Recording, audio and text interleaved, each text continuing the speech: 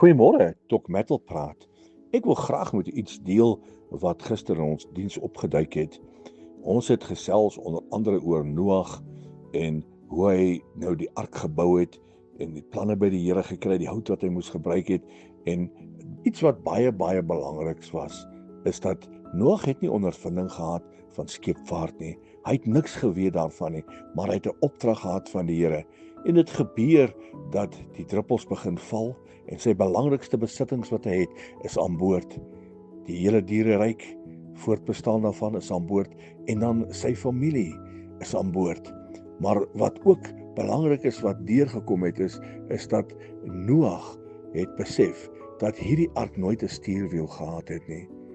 Noag het nie nodig gehad om te stuur nie. En wat ook baie belangrik was, is dat daar nie 'n kaptein aan boord was nie, want jy sien Jesus was self die kaptein en Jesus het self die ark gestuur. En nou sit jy in 'n storm en jy wonder, hoe gaan ek hier deurkom? Los die stuurwiel, my vriend. Los die stuurwiel vir die koning van konings. Hy is die een wat jou deur hierdie storm van jou lewe sal vat. Maak nie saak wat jou storm is nie. Maak nie saak deur wat se storm jy gaan nie. Jesus is die stuurman. Hy is die kaptein. Hy is die kaptein wat jou sal deurdra. So as daar nou 'n stuurwiel is, oorhandig dit vir die Here Jesus. Laat hy hierdie ark van jou, hierdie situasie van jou na veilige waters toe vat.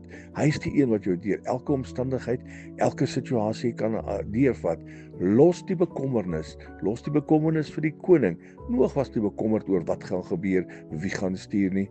Jesus is in beheer. Gee dit vir hom en as hy in beheer is, gaan al suksesvol uitwerk. Herlewingsgroete.